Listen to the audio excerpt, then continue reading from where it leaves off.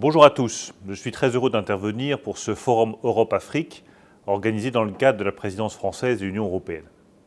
Un grand merci à Christophe Tortora, à Delphine Chen et à la Tribune pour son organisation. Ce forum se tient dans une période historique où nous faisons face à des bouleversements majeurs. Le premier, c'est un bouleversement des puissances. Les puissances du XXIe siècle seront militaires, économiques, mais surtout technologiques.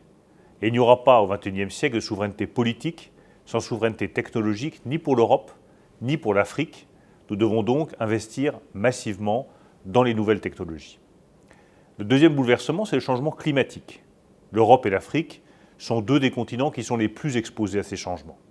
La transition écologique n'est donc pas une option, c'est une nécessité. Et nous devrons accompagner nos concitoyens, notamment les plus fragiles, dans cette transition. Enfin, le troisième bouleversement, c'est la montée des inégalités.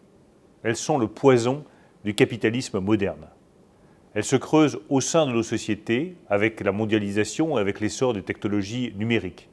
Mais elles se creusent aussi entre nos pays. Quand les uns peuvent investir 20% de leur richesse nationale pour protéger leurs économies, d'autres ne peuvent pas investir plus de 2%, et c'est l'ensemble de l'économie mondiale qui est fragilisée. Face à ces bouleversements, l'Europe et l'Afrique doivent bâtir ensemble un partenariat économique de rupture, fondé sur un modèle de croissance adapté aux enjeux du XXIe siècle. Ce nouveau modèle de croissance peut être fondé sur plusieurs piliers. D'abord, il doit évidemment être durable.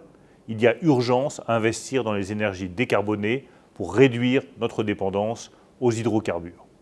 Ces investissements vont demander des investissements massifs, des financements massifs. C'est la raison pour laquelle nous soutenons le développement d'organisations telles que la Banque ouest-africaine de développement.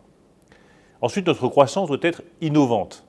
Pour que l'innovation serve à la croissance, nous devons investir dans la formation, la recherche, le développement des filières industrielles d'avenir. Ces filières seront portées par nos futurs champions technologiques.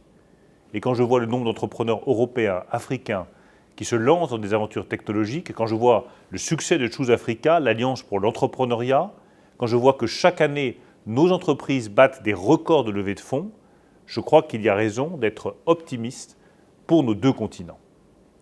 Notre nouveau modèle de croissance, durable, innovant, doit aussi être plus juste, équitable pour toutes les régions du monde. Et je sais à quel point ce sujet est majeur pour les liens entre nos deux continents. Les économies européennes et africaines ont fait preuve d'une exceptionnelle résilience face à la crise. Elles ont fortement rebondi. Mais cette crise a laissé des séquelles sur nos économies. Détérioration des finances publiques, du niveau d'endettement, hausse des besoins de financement extérieurs. Les économies africaines ont été particulièrement touchées.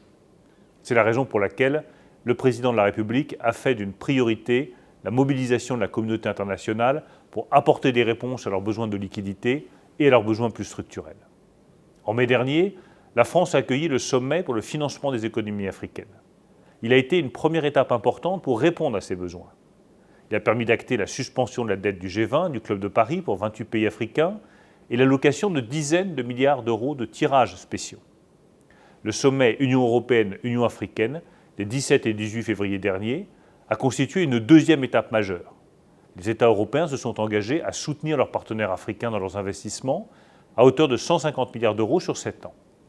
Et je ne doute pas un instant que ce forum Europe-Afrique va constituer une nouvelle étape décisive pour la conclusion d'un pacte fondateur entre nos deux continents. Un grand merci à tous et je vous souhaite un excellent forum.